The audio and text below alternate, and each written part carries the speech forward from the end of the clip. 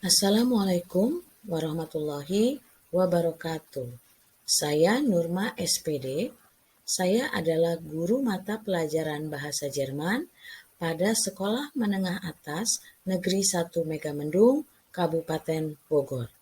Pada kesempatan kali ini, saya akan membahas mengenai masalah sosial remaja yang sering terjadi di sekolah.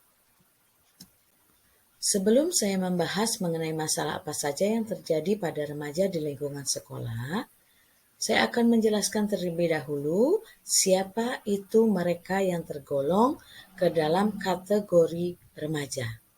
Remaja adalah seseorang yang tumbuh menjadi dewasa, mencakup kematangan mental, emosional, sosial, dan fisik, di mana remaja mempunyai rasa keingintahuan yang besar tentang apapun dan sedang mengalami proses perkembangan sebagai persiapan memasuki masa usia dewasa.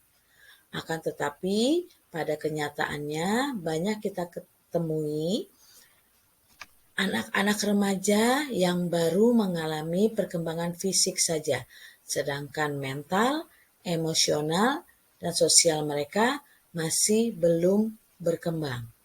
Dan mereka yang masih belum berkembang mental, emosional, dan sosialnya cenderung lebih mengutamakan emosi ketika mereka menghadapi masalah.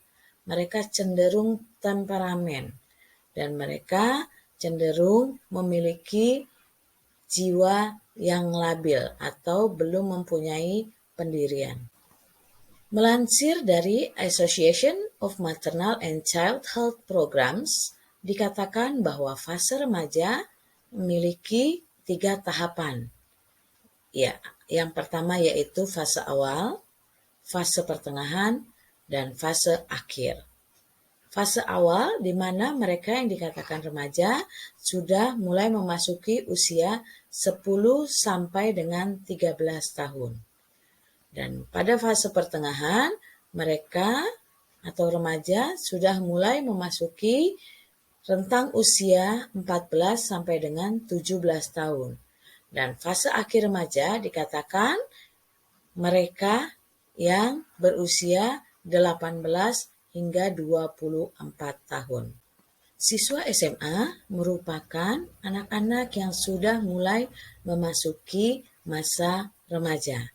Dilihat dari rentang usia siswa SMA yang memasuki usia 15 sampai dengan 18 tahun, maka dapat dikatakan bahwa siswa SMA sedang mengalami fase remaja pertengahan, di mana mereka akan mengalami gejolak dan akan mengalami masalah-masalah yang timbul dari lingkungan mereka, terutama lingkungan sekolah.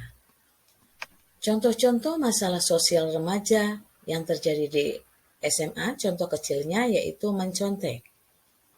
Mereka menganggap mencontek adalah hal yang biasa, akan tetapi sebenarnya mencontek adalah salah satu penyimpangan yang mereka anggap biasa.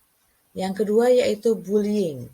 Mereka yang berusia remaja cenderung suka melakukan bullying terhadap teman-temannya.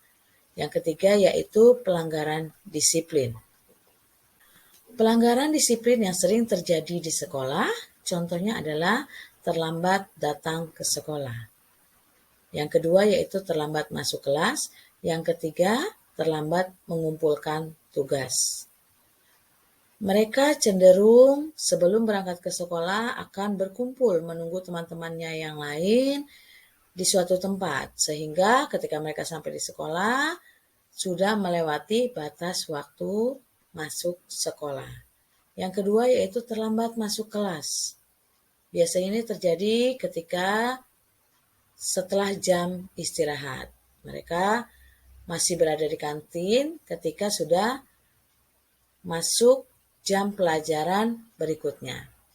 Dan terlambat mengumpulkan tugas juga menjadi salah satu pelanggaran disiplin yang dilakukan oleh siswa yang berada di SMA atau remaja yang berada di SMA.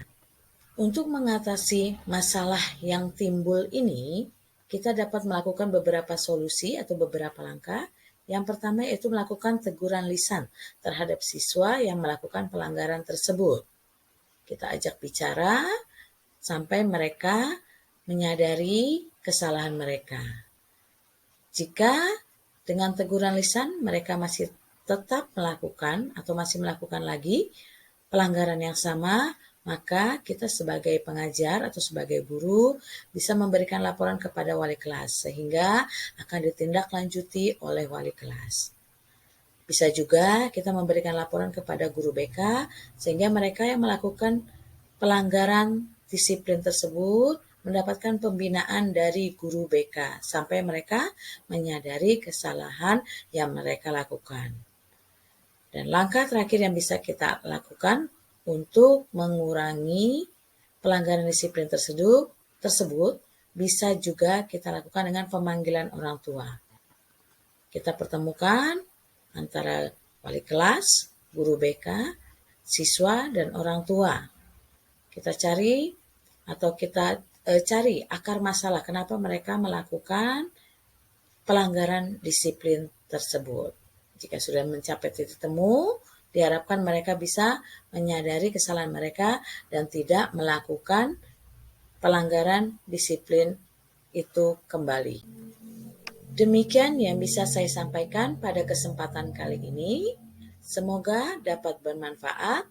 Terima kasih. Wassalamualaikum warahmatullahi wabarakatuh.